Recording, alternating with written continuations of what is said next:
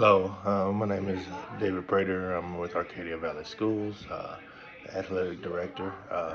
In this presentation, I'll be discussing the case Klinklat versus Gettysburg College, which appears in Chapter 2 of our case studies in sports law.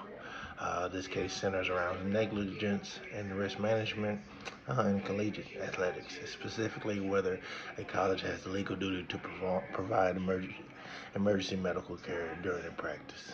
The outcome has had lasting implications for athletic programs nationwide. Here are some facts of the case. Drew Clanect was a 20-year-old lacrosse player at Gettysburg College on October 18, 1988. While participating in an off-season practice, he suddenly collapsed and went into a cardiac arrest. Although teammates attempted CPR and summoned help, there were no athletic trainers or emergency medical staff immediately present. Drew was transported to a local hospital where he was pronounced dead. His parents filed a wrongful death lawsuit against Gettysburg College, claiming that the college failed to provide adequate emergency medical care during an organized athletic activity.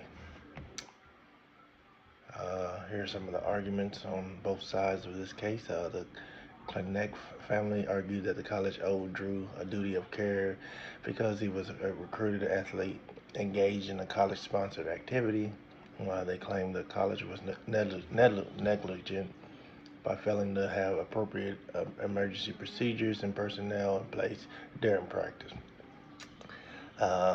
Gettysburg College, on the other hand, argued that it had no legal duty to provide medical care during off-season practices. They contended that Drew's cardiac arrest was unforeseeable and that they had not violated any established protocols.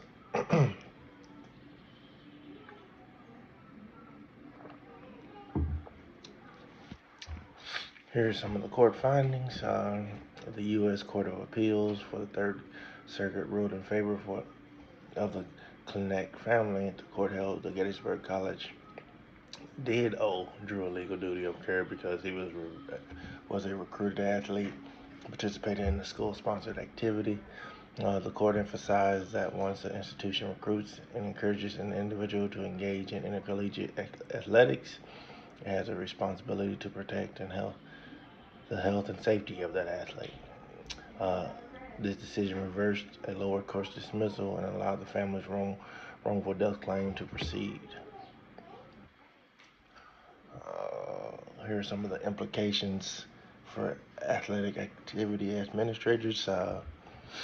This case had major implications for athletic directors, coaches, and administrators, and underscores the importance of having clear risk management plans, including on-site medical staff or trained personnel during practices, quick response emergency protocols, and access to equipment like AEDs, automatic external defibrillators. You've seen a rise in those being placed in schools and universities, any place where sports or activities are being held. You usually see an AED located.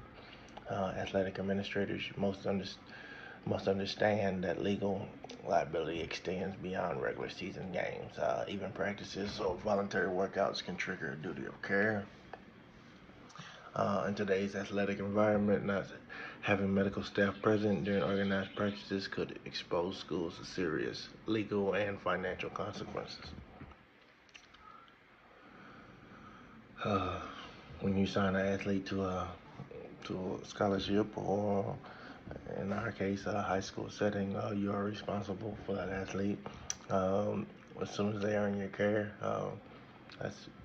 that's you traveling to a game, that's practices, that's any function where you're considered the legal guardian of that athlete. You have to make sure that they arrive the same way that they left whatever function that you're attending. In conclusion, Connect versus Gettysburg College serves as a landmark case in sport law by reinforcing the duty of care that institutions owe to student athletes. This case reminds us of the risk management is not optional. It is an essential part of any safe and legally compliant athletic program. Uh, it's really brought the light into that clear risk management plans. I know at my school that we go over risk management plans thoroughly at the beginning. And then I go over them again with my athletes, letting them know where things are, just in case anything should arise. I believe this was one of the cases that really brought light to those situations that sometimes get swept under the rug. Thank you for watching, and I hope this case study helps highlight the legal responsibilities that will come with managing school sports.